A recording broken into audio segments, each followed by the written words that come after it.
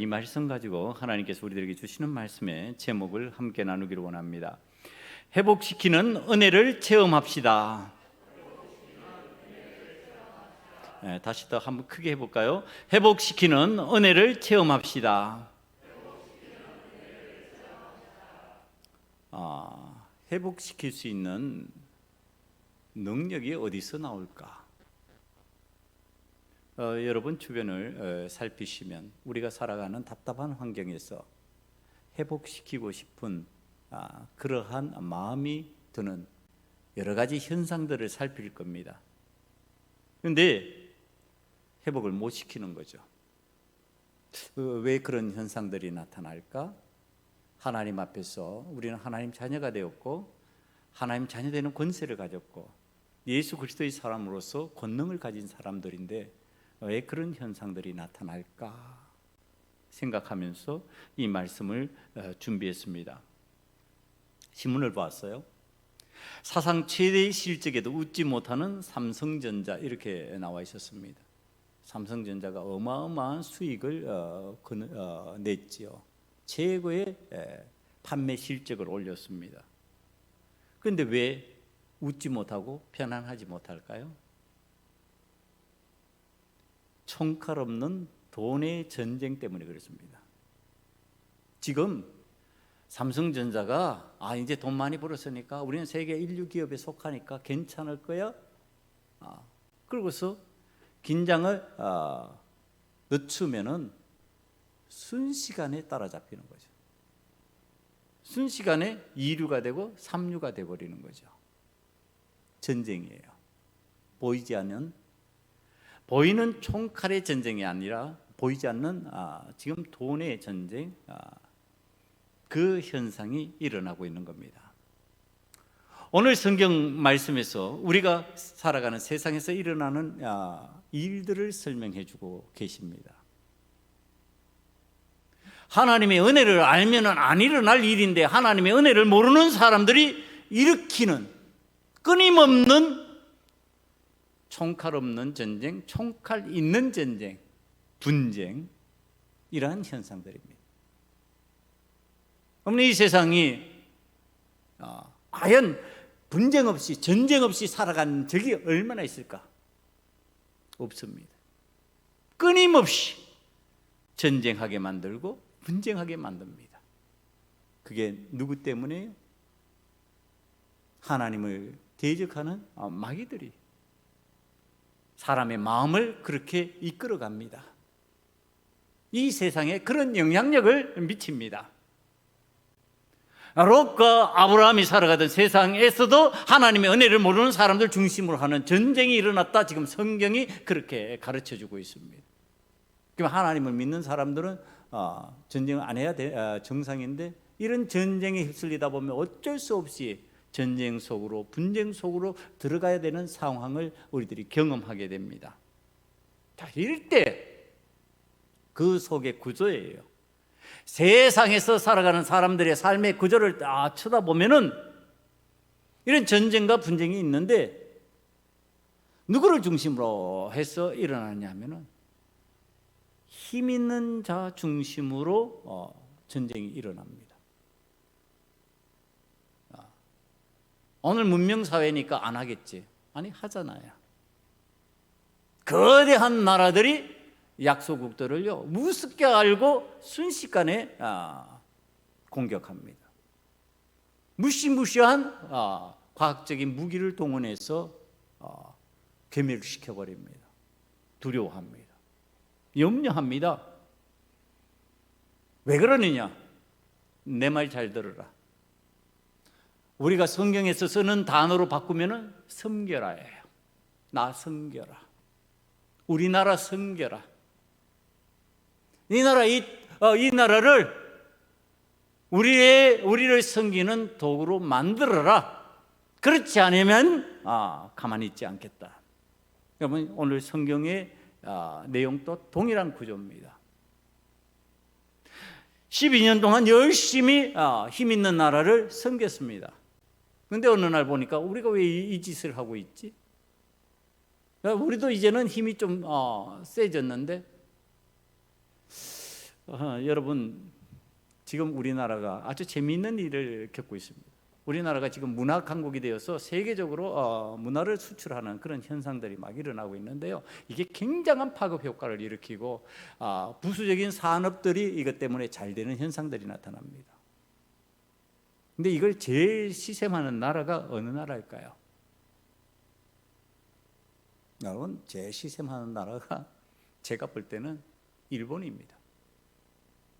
일본이 몇십 년 전만 해도요, 한국은 상대가 안 돼, 우리를 따라오려면 몇십 년, 아니 100년도 더 걸릴지도 몰라 그랬는데 어느 순간에 보니까 대등한 위치에 있는 것처럼 되어버린 겁니다. 지금 아니, 어떻게 보면 문화적인 영향력은 일본보다도 더 하구나.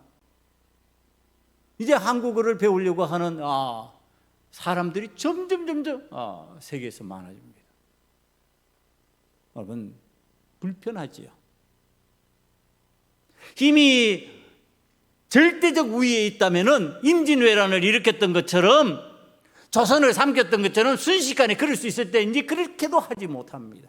그걸 지켜보려니 속이 타들어갑니다. 그러니까 건수만 되면은 티집을 잡고 시비를 걸어서 힘들게 만드는 구조로 가려고 그럽니다. 그런데 그것도 이제는 마음대로 잘 되지 않는 상황입니다. 여러분, 왜 그럴까요? 그 나라만 그럴까요? 일본이라는 나라만 과연 우리한테 그럴까요? 아니에요. 주변에 있는 나라들이 다 그런 형상입니다. 왜 그러냐? 세상은 강자 중심으로 돌아가게 돼 있기 때문에 그렇습니다. 약자 중심으로 절대로 돌리지 않습니다. 아프리카의 최빈국 중심으로 세상은 돌아가지 않습니다. 미국 중심의 최강국 중심으로 세상은 돌아갑니다. 그러면 하나님도 그런 강한 나라, 힘 있는 나라, 강자 중심으로 돌아가기를 원하고 계실까? 우리 하나님도 세상이 그렇게 돌아가는 것을 좋아하고 계실까? 그게 아니에요. 성경이 가르치는 게. 여호와 하나님께서는 세상의 강자 중심으로 돌아가는 이런 구조를 싫어하십니다. 성경에서는 절대로 그렇게 가르치지 않습니다. 여호와 하나님께서는 세상의 구조와 다른 섬김을 요구하고 있습니다. 세상은 약자가 강자를 섬기기를 원하고 약한 나라가 강한 나라를 섬기면서 따라오기를 원하지만 여호와 하나님께서는 그런 방식을 원하지 않습니다. 그래서 신명기 14장 29절에서 이렇게 말씀하십니다. 너희 중에 분깃이나 기업이 없는 레위인과 내 성중에 거류하는 객과 및 고아와 가부들이 와서 먹고 배부르게 하라.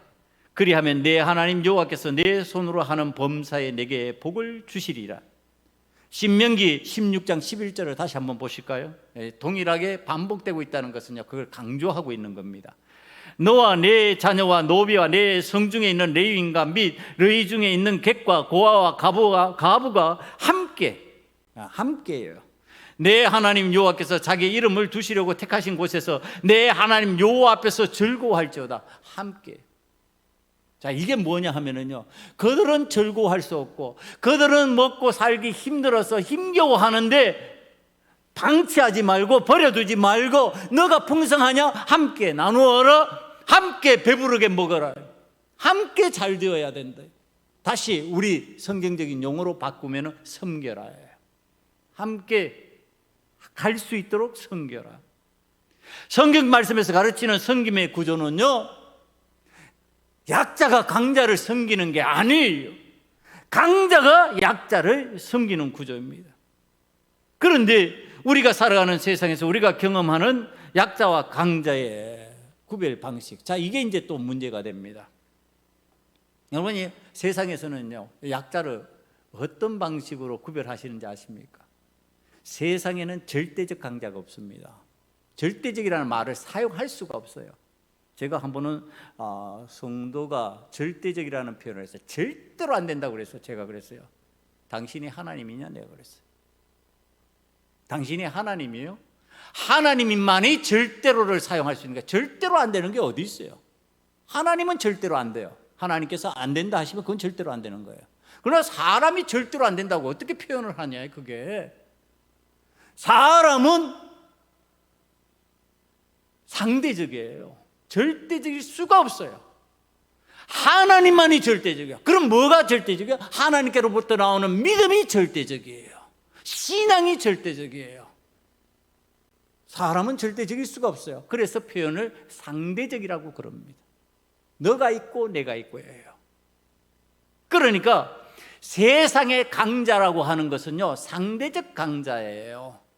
너와 내가 비교해서 강자야. 그럼 그러다 보니까, 자, 내가 여러분 실험 옛날에 좋아하셨는지 모르지만 이만기 씨가 실험 천하장사였어요. 강자잖아요. 제일 강자인 것처럼. 어느 날 강호동 선수가 나타났어요. 순식간에 매저 꽂았어요. 상대적 강자예요. 강호동 앞에 약자가 되어버렸어요. 아마 세상은 이런 구조예요. 그럼 나 약자야 이렇게 말할 수 있어요, 세상에서. 그럼 절대적 약자예요. 성경에서 절대적 약자는 하나님과 관련돼서밖에 못 쓴다니까요, 절대적이라는 단어는. 그럼 세상에서는요, 절대적 약자가 있어요? 절대적 약자 없어요. 상대적 약자예요. 내가 이 사람보다 힘이 약해. 그럼 이만기 씨가 강호동한테는 졌어요. 근데 다른 선수들한테 지냔 말이에요. 안 지죠? 그럼 다른 사람한테 또 누구예요? 상대적 강자예요. 상대가 있는 약자고 상대가 있는 강자라는 뜻입니다. 절대적인 강자, 절대적인 약자는 사람에게는 없어요. 내가 굉장히 약해. 그런데 보니까 저기에 나보다 더 약한 사람이 있어. 그럼 나는 그 사람한테 강자요. 나 너무 가난해. 나 너무 가난해서 약자 같아 보여. 근데 나보다 더 못 사는 가난한 사람이 있어요. 그러면 그에게 있어서 나는 상대적 강자예요. 세상의 구조는 그래요. 그런데 자, 성경에서 가르치는 강자의 개념이 세상에서 가르치는 강자의 개념과 같을까? 다르다는 얘기를 하는 겁니다. 자, 강자가 섬겨야 되잖아요. 그럼 이 강자는 어떤 강자? 상대적 강자냔 말이에요. 성경에서 가르치는 강자가 내가 상대가 있기 때문에 내가 강한 사람이 되고 나보다 더 약한 사람이 있기 때문에 내가 강해지는 그 강자를 말하느냐, 아니면 너는 하나님께서 기준으로 너는 강한 자야, 너는 믿음 있는 사람이야, 너는 하나님 말씀을 따라 사는 사람이니까 하나님께서 함께 하시는 강한 자야, 이렇게 되냔 말이에요. 여러분, 하나님께서 함께 하심으로 어떻게 된다? 강자가 되는 거예요. 그러니까 하나님께서 함께 하시는 강자가 되니까 그는 절대적 강자예요. 여러분, 절대적 강자라는 것은요, 여호와 하나님을 섬기는 신앙인을 표현하는 표현 방식입니다. 오늘 여기에 여호와 하나님을 섬기고 여호와 하나님을 믿는 여기에 모인 우리들은요, 세상에서는 상대적인 약자라고 말할 수 있고 세상에서는 상대적 강자라고 표현할 수 있을는지 몰라도 우리는 하나님 앞에서 믿음을 가지고 살아가면은요, 우리는 어떤 사람이 된다고요? 절대적 강자라고요. 왜 강자가 된다고요? 여호와 하나님이 나와 함께 하시니까, 여호와 하나님께서 나와 동행해 주시니까, 여호와 하나님께서 나를 돌봐주시니까 나는 절대적 강자예요. 그럼 자, 성경에서 표현하는 절대적 약자가 있어요. 이 약자는 어떤 약자예요? 여러분, 강자가 약자를 도와야 되는데 세상에서 돕는 방식에 돈 좀 주고 먹을 것 좀 주고 이렇게 환경 좋게 만드는 그런 구제를 지금 그런 방식의 얘기를 하는 게 생존의 방식을 얘기하는 거예요.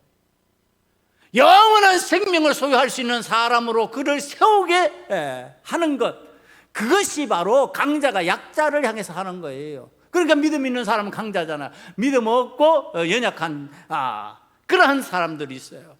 생존이 불가능한 사람들이 있어요. 그냥 내버려두면 죽어버려요. 이걸 절대적 약자라고 그러는 거예요. 성경에서 이런 사람들을 어떤 표현을 했느냐 하면, 오늘 우리가 읽은 성경 신명기에서 표현한 대로 레위인이나 고아나 가부나 나그네를 표현하고 있는 거예요. 이들은 절대적 약자예요. 도움이 없으면 죽어버리는 존재예요. 레위인은 분깃을 주지 않았어요. 다른 지파에는 전부 다 분깃을 나눠줬는데 레위 지파는 분깃을 나누지 않고 나머지 11지파가 이 지파를 섬기는 구조로 만들어 놔버리셨어요. 그러니까 약자예요. 약자니까 어떻게 해야 돼요? 도와야 돼요. 도와서 관심이 있어져야 되고, 관심이 있는 게 곧 하나님의 뜻을 이루는 방식이에요. 이게 죽을 수밖에 없는, 그냥 방치하면 죽을 수밖에 없는 존재가 되어버리는 약자들, 고아들, 부모가 없으면 죽게. 이제 고대 사회에서는요, 이 고아들 그냥 죽는 거예요. 제가 자주 얘기하지만은요, 제가 아프리카에 관한 것을 관심 있게 본다고 그랬잖아요. 특히 그게 보면요, 부모가 일찍 죽으니까 병으로, 생명의 기한이 짧으니까 낳고 죽는데 걔네들이 다 고아야. 너무너무 비참해요. 우리나라에서 못 산다 그러면 거기서 호화생활 하는 사람하고 같은 거예요, 구조가. 그 답답한 그런 고아들 주변에서 못 도와요. 왜? 전부 다 약자라고 생각하고 있으니까, 스스로들이 약자라고 생각해서 도울 수 있는 손길을 내밀지 않는 거예요. 그런데 여호와 하나님을 믿는 사람은 뭐라고요? 절대적 강자니까 그들을 도울 수 있는 마음이 생긴다는 얘기를 하는 겁니다. 그들을 도울 수 있는, 나는 하나님이 함께 하셔, 나는 도울 수 있는 자야, 이렇게 된다는 얘기를 하는 겁니다. 지금 성경에서 그런 죽을 수밖에 없는 방치된 그러한 생명들을 향해서 절대적 약자라고 그러는 거예요. 그럼 누가 살려야 된다고요? 절대적 강자가 살려야 된다고. 여러분, 절대적 강자인 이 하나님을, 여호와 하나님을 믿는 하나님의 사람들, 자, 이제 우리가 어떤 방식으로 도와야 되는지 오늘 성경이 얘기해 주는 한 인물을 찾아서 들어갑니다. 그가 바로 아브라함입니다. 여호와 하나님을 믿음으로 그는 절대적 강자가 되어 있는 사람이에요. 그는 애굽의 왕이 건드리지 못하는 능력을 체험했어요. 하나님께서 나와 함께 하시니까 애굽의 왕조차도 나 앞에 굴복할 수밖에 없는 상황이 되는구나, 그것을 체험한 아브라함이에요. 그러니까 그는 절대적 강자가 되었어요. 그 신앙이 속으로 들어왔어요. 오늘 그 신앙을 가지고 있는 아브라함이 지금 세상의 소돔 가운데서 조화라 하고 살던 롯, 그는 절대적 약자인 것처럼 지금 되어버렸어요. 그는 약한 사람이 되어버렸어요. 도와줘야 될 대상이 되었다. 그냥 방치하면 죽는 거예요. 이거 포로로 잡혀갔으니까. 지금 그 롯을 향해서 아브라함이 돕는 방식, 그리고 롯이 처해진 상황을 오늘 말씀이 가르치시는데요. 롯은 믿음의 사람 아브라함과 있을 때는요, 그가 강자 같아 보였어요. 부유하고 재물도 많고 밑에 하인들도 많고, 그래서 넉넉하게 살아서 이제는 이렇게 삼촌 아브라함과 함께 살 수 없는 환경이니까 우리 이제는 헤어졌어. 나는 독립적으로 이제는 잘 살 수 있을 것 같아. 그런데 그가 선택한 것이 어디라고요? 소돔이라고요. 자, 이 하나님의 사람 아브라함과 같이 있을 때는 믿음의 사람 같아 보이던 이 롯이 소돔으로 들어갔는데, 소돔의 삶의 방식이 뭐예요? 상대적 강자, 상대적 약자를 따지는 세상이에요. 그러니까 롯이 그 속에 들어갔다는 것은 내가 뭐예요? 나는 상대적 약자가 되고 싶다, 그러고서 그걸로 들어갔을까요? 좋은 곳을 찾아 들어갔을까요? 아니, 좋은 곳을 찾아 들어갔을 때는 어떤 마음이냐 하면은 내가 여기서 강자가 될 거야, 이런 뜻이죠. 내가 여기서 강한 사람이 될 거야, 내가 여기서 인정받는 사람이 될 거야, 그러고 들어갔어요. 그러니까 자, 세상 속으로 들어가면은 거기에는 뭐가 존재한다고요? 상대적 강자, 상대적 약자가 존재한다고요. 근데 상대적 약자는 되기 싫을 거 아니에요. 상대적 강자가 되고 싶을 거 아니에요. 그러니까 소돔의 비위를 맞추면서 소돔 사람들과 짝을 이루어 가지고 사는 방식을 택했을 겁니다. 근데 어떤 일이 일어났다고요? 12절을 보니까 그가 상대하기 힘든 강자가 등장했습니다. 소돔에 거주하는 아브라함의 조카 롯도 사로잡고 그 재물까지 노략하려 갔더라. 사로잡아버리고 노략할 수 있는 강자가 나타났어요. 상대적 강자, 더 센 사람이 나타난 겁니다. 그래서 나는 약자가 되어버린 거예요. 약자가 되어서 포로가 되었어요. 내가 약자가 되어서 사로잡혀 버렸어요. 내가 갖고 있던 것도 또 전부 다 약탈을 당해버렸어요. 여러분, 소돔을 선택한 롯의 상황을 봅니다. 여러분, 우리들이 세상을, 믿음의 사람들이요, 세상을 다시 선택하는 기준이 롯의 방식이 된다면 우리는 언제든지 상대적 약자로 전락할 수가 있고요, 순식간에 약탈을 당하고 노략을 당해서 내가 가진 것을 다 잃어버릴 수 있는 상황이 될 수 있다는 것을 지금 성경이 설명을 해주는 장면입니다. 이 롯이 소돔을 바라볼 때 어떤 기준으로 바라봤다고요? 거기에 눈을 들어서 보니까요, 세상 사람들이 말하는 거예요. 야, 이곳은 여호와의 동산, 에덴 동산 같은 거예요. 야, 여기는 풍요의 땅이라고 알고 있는 나일강이 범람하면서 기름진 땅이 되고, 거기에는 그냥 씨앗을 헛뿌리기만 해도 무성하게 잘 자라는 그 땅 애굽과 같다. 애굽의 땅과 같다. 너무 좋다. 이야, 눈을 들어서 보니까 너무 좋다. 어떤 눈을 들었어요? 육신의 눈. 상대적으로 더 좋고 나쁜 것을 비교하는 영적인 눈이 아니에요. 그 육신의 눈이에요.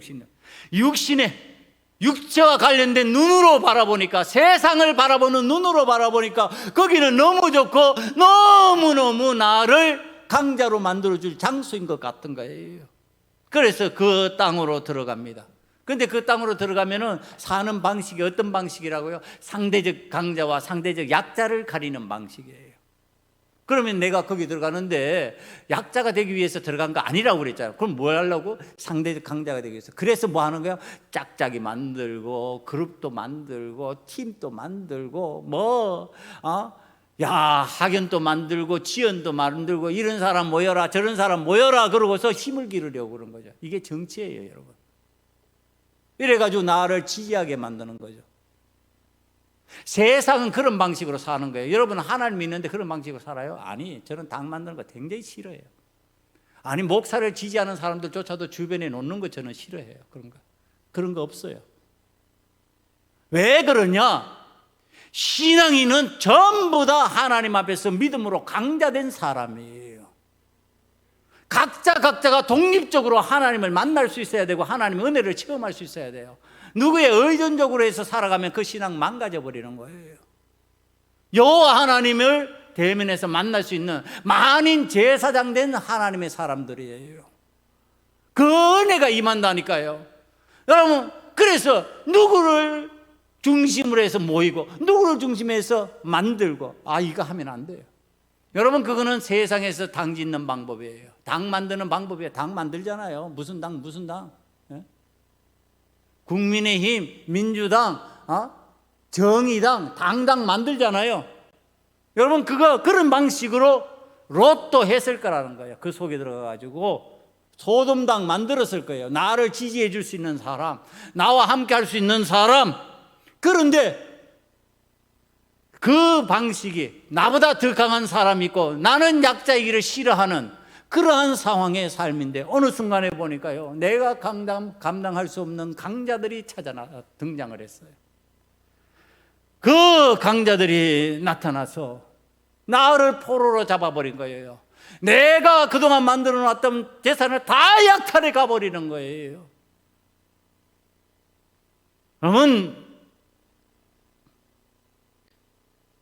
우리가 여호와 하나님 없는 상대적 강자가 되고자 하는 마음이 있다면 그것이 얼마나 위험한 선택인지 롯을 통해서 가르쳐주고 있는 겁니다. 세상에서 강자가 되어서 세상에서 제일이 되고 싶고 세상에서 인정받고 싶고 세상의 방식대로 내가 순응하면서 거기에서 성공해야 되겠다고 하는 그러한 생각과 말과 행동이 얼마나 위험해질 수 있는지. 왜? 더 강한 강자가 언젠가나 나타날 것이기 때문에. 더 강한 강자가 나타나면은 어느 날 이만기 선수도 별 볼 일 없는 거예요. 강호동의 세계가 되어버리는 거예요. 너무 우리가 살아가는 세상이 그렇지 않냔 말이야. 절대적 강자라는 게 어디 있어요? 일당 독재? 그거 갈 수가 없어요. 한계 있는 거예요. 안 되는 거예요. 지금 우리는 믿음의 선택을 함에 있어서 여호와 하나님 없는 선택에 상대적 강자가 되고 좋은 것을 선택하는 방식 하지 말아야 된다는 얘기를 하는 겁니다. 그럼 뭐를 해야 될까? 여호와 하나님을 더 잘 믿을 수 있는 것이 어디일까? 내가 여호와 하나님을 더 잘 섬기면서 믿음의 사람으로 제대로 살아갈 수 있는 곳이 어디일까? 내가 어디에서 예배를 드리면서 하나님을 제대로 만날 수 있을까? 이거 찾아야죠. 그래야 절대적 강자가 되는 거죠. 여호와 하나님께서 나를 지켜주시는 거죠. 여호와 하나님께서 나의 은혜를 베푸시는 거죠. 눈을 들어가지고 세상 사람들이 바라보는 방식으로 더 좋은 것 어디가 더 좋지? 어디 가야 내 마음에 들지? 아니, 우리의 마음에 드는 것이 아니라 누구의 마음에 들어요? 하나님 마음에 들어야죠. 하나님 기뻐하시는 것, 하나님 마음에 드는 것, 하나님께서 원하시는 신앙의 방식, 그걸 받아들일 때 그가 절대적 강자가 되는 겁니다. 그런데 롯은 그것을 거부했어요. 그런데 아브라함은 어떻게 했어요? 여호와 하나님의 방식을 받아들인 거예요. 여호와 하나님께서 좋아하시는 방법을 택한 거예요. 그래서 롯아, 네가 어디든지 선택해. 나는 그 반대편을 취해도 여호와 하나님이 나와 함께 하실 거야. 나에게 은혜를 베푸실 거야. 여호와 하나님께서 나와 동행해 주실 거야. 그래서 나는 강자가 될 수 있어. 나 애굽에서 체험했어 이미. 괜찮아. 이렇게 되는 거죠. 그러니까 다른 거죠. 선택의 방식이 다른 거예요. 여러분, 우리가 신앙의 강자가 되면요, 이 절대적 강자라고 하는 것이요, 비교적인 방식이 아니라는 거. 그러니까 우리 신앙인들은요, 서로가 서로를 비교해서 나는 더 강하고 너는 더 약하고 이런 방식의 믿음 생활하면 안 된다는 얘기를 하는 겁니다. 다 하나님의 은혜 받고 다 우리는 하나님의 강자가 될 수 있어. 이걸 설명해 주는 게 없을까 생각을 하다가요, 제가 말씀을 준비하는 가운데 떠오른 사람이 사도 바울이었어요. 여러분, 사도 바울이요, 예수님을 처음 만나면서 그가 경험했던 거 있어요. 그 예수님을 처음 받으면서 그 강렬한 빛에 의해서요, 그가 이때까지 살아온 세계가 어두움의 세계라였다는 것을 알려주는 방식의 사건이 일어납니다. 그게 뭐냐면 예수님이 등장하면서 그의 눈이 어두워져 버린 거예요. 앞을 못 보게 된 거죠. 원래 우리 거꾸로죠, 그죠? 눈이 어두워졌던 사람이 예수님 만나면 어떻게 해요? 눈 뜨잖아요. 이게 성경에서 가르쳐주는 방식이에요. 사도 바울이 그동안 얼마나 자신이 생각하는 대로 신앙생활을 했고 잘못된 신앙생활을 했는지 가르쳐주는 방식이에요. 너 앞을 못 보는 장님 같아. 너 엉터리 신앙생활 한 거야. 그래서 너는 지금 앞을 못 보는 사람하고 똑같아. 너 지금 깜깜하지? 나 만났는데도 깜깜하지? 지금 그러시는 거예요. 지금 깜깜해져서 앞을 보지 못하는 사도 바울이에요. 그 사도 바울에게요, 아나니아라고 하는 무명의 선지자가 등장합니다. 다메섹의 아나니아라고 하는 사람에게 하나님께서 계시를 해서 말씀해 주십니다. 야, 아나니아야, 너 사울이라는 청년에게 가서 그를 위해서 기도해 줘라. 그러니까 이 아나니아가, 아니 주님, 그는 우리를 핍박하던 자입니다. 우리를 잡아서 감옥에 넣는 사람입니다. 아니, 그는 앞으로 나를 위해서 많은 고난을 받으면서 일해야 될 사람입니다. 자, 그래서 주님의 말씀이니까 순종해야죠. 우린 주님 말씀이면 내가 싫어도 순종해야 되는 거잖아요. 자, 순종하러 갑니다. 순종하러 가서요, 자, 이 아나니아 선지자가 지금 이 사울 청년을 향해서 기도하기 시작합니다. 그랬더니 어떻게 됐어요? 눈이 뜨여지고 보게 됩니다. 여러분, 그러면서 이 사도 바울이 위대한 그리스도의 복음을 전하는 이방인의 사도가 됩니다. 성경 역사상요 위대한 사도 중에 한 사람이 이 사도 바울입니다. 용감한 사도입니다. 두려움을 모르고 죽음을 불사하고 복음을 전하던 위대한 용사입니다. 강자입니까? 약자입니까? 위대하고 강한 사람이라니까요. 예수 그리스도의 영으로 가득 찬 사람이었어요. 그럼 지금 아나니아라고 하는 무명의 선지자가 와서 이 사울이라고 하는 청년, 나중에 사도 바울이 된 그 사람을 위해서 기도했는데, 그러면은 아나니아가 강자예요? 그럼 나중에 사도 바울이 위대한 사도가 되었을 때 아나니아는 약자예요? 성경은 그런 방식으로 얘기하잖아요. 아나니아 선지자도 하나님의 위대한 신앙적 강자예요. 사도 바울도 하나님께서 쓰시는 위대한 신앙의 강자예요. 둘 다 강자예요. 여러분, 하나님께서 그렇게 우리를 보신다는 겁니다. 단지 사역이 그렇다니까. 사역이 뭐예요?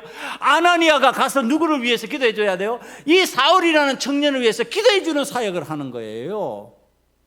그가 더 강하기 때문에 사도 바울에서 한 게 아니고, 그의 사역이, 그의 일이 바로 이 사도 바울이 되는 사울에게 가서 기도해 주는 게 그의 일이었어요. 우리는 신앙생활을 그렇게 하는 거예요. 내 일이 주님의 영광을 위해서 쓰임받기를 원하면은 그걸 하는 것 뿐이에요. 그게 뭐 더 힘이 있기 때문에 하고 더 힘이 약하기 때문에 못하는 게 아니라는 사실을 우리가 깨달아야 돼요. 이 아나니아가 무슨 사도 바울 된 그 사람보다 더 능력이 많고 출중해서 그를 기도해 주고, 그럼 나중에 사도 바울이 믿음의 용사가 되어서 주의 일을 크게 감당했을 때, 그러면 아나니아는 신앙적으로 그 앞에 보잘것없는 사람이 되냔 말이야. 그거 아니라는 뜻이에요. 오늘 우리는 예수 그리스도의 복음으로 전부 다 위대하고 강한 신앙적 강자가 되었어요. 다 주님의 이름으로 기도하면 기도의 역사가 나타날 수 있어요. 단지 문제가 있어요. 과연 믿음으로 하느냐예요. 믿음으로 매달리고 있냐는 거예요. 아니, 믿는데 하다 말다가 어디 있어요, 여러분? 전 신앙생활 하는데 그게 참 이상해요. 믿는데 하다가, 믿는데 말다가. 아니, 그런 게 어디 있냐고요. 안 믿으니까 그러는 거지. 믿는데 어떻게 하다 말다 그러냐고요, 여러분. 오늘 우리들이 하나님 앞에서 믿는다면 믿음의 용사와 같은 모습으로 하나님 앞에서 신앙생활을 해야 되는 거 아니냐. 그랬을 때 우리는 신앙의 강자로서 하나님 앞에서 항상 쓰임을 받을 수가 있다. 사랑하는 우리 소금언약교회 성도들은 신앙의 강자 되어서 누구나 예외 없이 쓰임받는 자 되기를 간절히 축원합니다. 여러분, 나는 쓰임받았어, 나는 안 돼. 아니, 믿음이 없으니까 그렇지. 믿음 없으면 어떻게 하나님 앞에 무릎 꿇고 매어달리라니까요. 롯과 같이 괜찮겠지 그러다가 소돔이 멸망하는 날에 빈몸으로 탈출하는 비난한 자가 되지 말고 하나님 앞에서 신앙으로 풍요로운 자가 될 수 있도록 하나님 앞에 좀 매어달려 버리니까요. 하나님 앞에 그렇게 살아가는 방식을 지금 절대적 강자라고 설명하면서 우리에게 알려주는 겁니다. 롯을 칠 수 있는 상대적 강자가 나타났어요. 롯은 상대적 약자가 되었어요. 자, 이때 이것을 건져내기 위해서 아브라함이 가감하게 나섭니다. 이 구조를, 이 틀을 깨트려 버리라고 그러는 거예요. 세상은요, 강한 자가 약한 자의 것을 약탈하는 구조에 가깝습니다. 선행을 많이 베푼다고 해도 그렇습니다. 미국 같은 나라나 그리스도의 정신을 무장된 많은 나라에서 빈국들을 도와주기는 도와줍니다. 그러나 거기 그 돈을 빼앗아서 다시 주는 것과 마찬가지 구조예요. 구조 털이. 그들의 삶이 정말로 풍요를 놔두고 함께 나누면요, 다 잘 살 수 있어요. 그런데 그렇게 하지 않아요. 세상은 그런 방식을 안 합니다. 그러니까 이 구조를 깨트리는 신앙적인 강자가 등장을 하는데 바로 그게 아브라함이에요. 아니 그돌라오멜 왕이라고 하는 이 연합군을 중심으로 하는 이 사람들이 지금 롯을 사로잡아 갔어요. 그의 재산을 전부 다 약탈해 갔어요. 그거 방치하면 되겠냔 말이에요. 여러분, 마귀가 지금 생명을 앗아가고 있는데, 뺏어가고 있는데 방치하면 되겠냐는 거예요. 내 주변에 들어와서 부정적으로 변하게 하고 잘못된 생각을 하게 만들고, 그리고 하나님 원치 않는 마음을 품게 만들어서 지금 약자가 되어서 약탈을 당하고 있는데 그거 그냥 버려두냔 말이에요. 여러분, 육신이 그렇게 당하면은 울며 불며 난리를 치잖아요. 그런데 우리의 영혼이 그렇게 약탈을 당하면 그거 괜찮아요? 그런 약자들이 그렇게 죽어가도 괜찮아요? 괜찮을 수가 없어요. 안 되는 거예요. 여러분, 세상에서는 강자들이 약탈을 하면서 그런 것들 구조를 만들어 놓고 대대손손이 그것을 이어나가는 방식을 택하게 만들어 버려요. 이런 고리가 끊어져야 되는데, 그러니까 이게 잘못 말하면은 오해가 될 수 있지만요, 그 부유한 가정에서요 많이 유학을 가면서 배워오는 것 중에 뭐가 있냐면 마약을 배워와요. 그래가지고 우리나라에서 꽤 이름 있는 집안에서요 알게 모르게 마약하는 사람들이 많이 있어요. 여러분, 그런 구조, 그런 털, 그러면서 손뼉치면서 이거 누려나가자. IMF가 왔을 때 우리나라에 경제적으로 처음 당하는 일이라 사람들이 정신이 없었을 거예요. 많은 사람들이 정신이 혼미했을 거예요. 그러니까 저도 이거 세상이 어떻게 돌아가나 그때 당시 그랬어요. 그때 돈 많은 저 동네에서 박수를 치면서 좋아했대요. 이자율은 높아지고 기름값 올라가니까 야, 그동안 괴롭히던 차, 지저분한 차들이 이제 안 돌아다니니까 차 좀 시원시원하게 달리니까 좋고. 이거 여러분, 하나님이 원하시는 방식이냔 말이에요. 하나님은 그런 걸 원하시지 않으셔요. 어느 신앙적 절대적 강자가 됐다면, 아브라함과 같이 하나님 앞에서 누리는 것이 많아졌다면 그 누리는 것으로 지금 하나님 기뻐하시는 일을 하기 시작하는 거예요. 어떤 일을 했을까요? 우리가 오늘 성경에서 본 대로입니다. 그 아브라함이요, 자신이 기르던 318명의 가정의 용사들을, 용사라고 표현을 해야 됩니다. 용사들을 데리고 나가서 지금 그돌라오멜군의 연합군을 상대로 해서 잃어버렸던 생명, 죽어버릴 수 있는 롯에 관련된 생명들을 다 찾아옵니다. 그리고 약탈당했던 재물들을 다 찾아옵니다. 여러분, 이게 전쟁사에서 아주 유명한 전쟁사가 될 수 있습니다. 세상 사람들 잘 모르니까 그렇죠. 318명이 나가가지고 4개국이라 그랬는데 지금 같은 나라의 개념은 아닙니다. 이게 부족국가예요. 일종의 부족국가니까 지금 같은 큰 나라들을 의미하는 건 아닌데 4개 연합국의 연합군이에요. 어떻게 되었거나 한 부족의, 작은 부족의 족장이 이끌고 간 숫자고 이거는 상대가 안 됩니다. 여러분, 전쟁을 치룰 수가 없어요. 그런데 나가서 다 빼앗아 왔어요. 다시 되찾았어요. 생명을 살렸다는 얘기를 하는 겁니다. 다시 생명을 살리는 역할을 합니다. 롯의 생명과 그에 관련된 사람들의 생명을 살려냈습니다. 그리고 그가 누리던 것 다시 회복시키게 만들어줬습니다. 그러면 제가 10월 달부터 좀 조용한 곳에 가서 묵상하고 기도하겠다고 그래서 며칠 전에도 다녀왔습니다. 여러분, 하나님 앞에서 지금 우리는 절대적 강자가 아니냔 말이에요. 약탈해 가는 것을 보고 마귀가 장난해서 휘둘리는 것을 보고서 목회자가 이 상황을 그냥 놓고 가면 안 되겠다고 하는 안타까운 심정으로, 안타까운 마음으로 이 일을 진행합니다. 여러분, 하나님 앞에서 지금 이 이 일을 진행해 나가는데 무슨 그게 만만한 일이냐, 쉬운 일이고 편한 일이냐 말이에요. 한번 생각해 보세요. 318명, 이거 전멸할 수 있는 위태로운 상황이에요. 연합군이라니까요. 연합군을 상대로 해서, 그것도 성전한 연합군들이에요. 이긴 사람들이에요. 전쟁에서 이긴, 기운이 팔팔한, 기가 살아있는 그 연합군을 상대로 해가지고 지금 이 아브라함이 나가는 겁니다. 왜 그렇게 할 수 있었을까요? 아브라함이 나는 절대적 강자요. 누가 함께 하시니까? 여호와 하나님께서 함께 하시니까. 그런데 저 상대편은요, 상대적 강자예요. 상대적 강자는 강자가 더 나올 수 있다 없다? 나올 수 있어요. 이만기 대신에 강호동이 나온다니까요. 그들보다 더 강한 내가 나갈 수 있는 거예요. 그들에게는. 그러나 나는 하나님의 은혜 받은 절대적 강자예요. 그러니까 그들을 이길 수 있어요.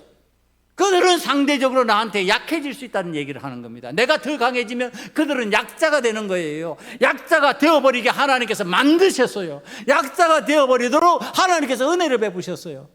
사랑하는 성도 여러분, 오늘 여러분들이 살아가는 삶의 환경에서 여러분들이 절대적 강자가 되면 상대편이 절대적 그 강자의 모습이 아니라 상대적 강자이기 때문에 여러분들이 다 승리하게 될 줄 믿습니다. 누구의 뜻대로 하면? 여호와 하나님의 뜻대로 하면, 여호와 하나님께서 기뻐하시는 대로 하면. 자, 이 아브라함이 집에서 훈련하고 기른 318명을 데리고 가서 전쟁을 치르는데, 그 전쟁의 상황이요, 어마무시한 상황이잖아요. 그런데 염려하지 않아요. 아브라함이 용감하게 치고 들어가서 이겨내는 상황이 됩니다. 여러분, 이거 왜 그럴까요? 이거 설명에 잘 해놓은 성경 구절이 있습니다. 사무엘상 14장 6절입니다. 요나단이라고 하는 믿음의 사람, 그러니까 사울왕의 아들이죠. 이 사람이 외친 소리입니다. 요나단이 자기의 무기를 든 소년에게 이르되 우리가 이 할례 받지 않은 자들에게로 건너가자. 여호와께서 우리를 위하여 일하실까 하노라. 여호와의 구원은 사람이 많고 적음에 달리지 아니하였느니라. 아무리 많은 숫자가 떼거리같이 있다 할지라도 상관이 없다는 얘기를 하는 겁니다. 이길 수 있다는 얘기를 하는 겁니다. 요나단이 하나님 앞에서 영적으로 깨어 있으니까 하나님의 영이 그에게 임하셔서 가르쳐 주신 거예요. 하나님의 영이 그에게 가르쳐 주셔서 그가 깨달은 겁니다. 숫자가 문제가 아니구나. 우리 둘이 나가서도 이길 수 있어. 둘이 나갔다니까요. 자기 병기를 든 사람하고 요나단이 둘이 가서 적진 속으로 들어가서 휘저어버리는데 적군들이 놀라서 기습을 하는 줄, 군대가 기습하는 줄 알고 혼비백산하고 진영이 흔들려 버리는 상황이 생겼어요. 그때 이 요나단이 외친 소리입니다. 하나님께서 전쟁을 이끌어 가시는데, 승리케 만드시는데, 내가 절대적 강자인데, 하나님께서 함께 하시는 강자인데 저 상대적 강자들 이길 수 있어? 그리고서 나가는 거지요.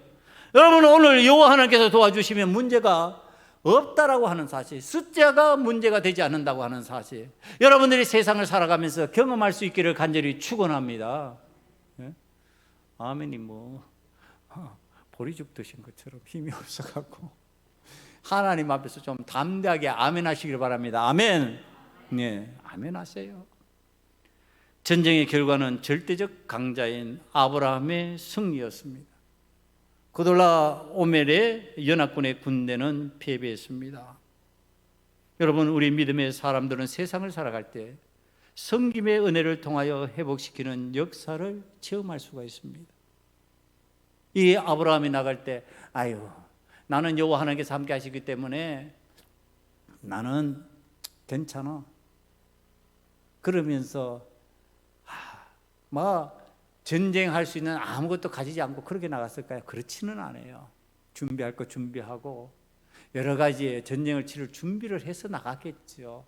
그러니까 믿음으로 하나님께서 나를 도와주실 거야, 그런 가운데 나가고 있지만 준비했을 거예요. 그러면서 보하다가 죽을 수도 있겠지, 이렇게 생각했을지도 몰라요. 여러분, 오늘 우리는 주를 위해서, 주의 영광을 드러내기 위해서, 생명을 살리기 위해서, 망해져 가는 자를 다시 이렇게 세우기 위해서 나가다 보면요, 때로는 목숨을 걸어야 되는 상황이 생길지 몰라요. 그래서 목회자들끼리는 웃으면서 잘 하는 얘기 중에 하나예요. 목숨을 걸고 하는 게 목회다, 이렇게 얘기를 해요. 목숨을 건지려고 하기 때문에 자꾸 문제가 생기는데, 목숨을 걸고 죽을 각오하고 하는 게 목회다. 그때 하나님께서 절대적 강자로서 승리하게 만들어 주시는데, 여러분, 절대적 강자가 된다고 하는 것, 다시 성경을 통해서 제가 한번 설명을 해드릴게요. 여러분, 상대적 강자의 대명사가 누군지 아십니까? 좀 기억하세요. 연로하신 분들도 기억하세요. 세상에서 상대적 강자의 대명사는 골리앗입니다. 그래서 타워 크레인 같은 거, 거대한 물건 옮기는 것은 전부 다 골리앗 이렇게 부르지요, 그죠? 골리앗 크레인이 이렇게 부릅니다. 거대한 크레인. 이게 골리앗이 우리가 성경에서 표현한 대로 그냥 3m에 가까울 정도. 3m라는 표현이 가능한지 모르겠는데 어마어마한. 그리고 어릴 때부터 용사의 훈련을 받았고요. 거의 힘이 방패를 들고 창을 들고 이렇게 움직이는데, 이건 뭐 사람의 힘이 아닙니다. 어마어마한 무시무시한 사람입니다.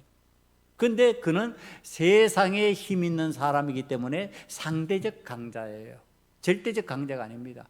골리앗을 도저히 이길 수 없다? 아니, 이길 수 있다. 이게 이제 신앙의 전제입니다. 자, 이 골리앗 상대적 강자 앞에 누가 나타났어요? 절대적 강자가 나타났어요. 그게 다윗이에요. 다윗이 절대적 강자가 돼가지고 상대적 강자인 골리앗 앞에 딱 나타났습니다. 상대적 강자인 이 골리앗을 봤을 때 참 무서운 거예요. 야, 저게 무슨 내 상대가 된다고.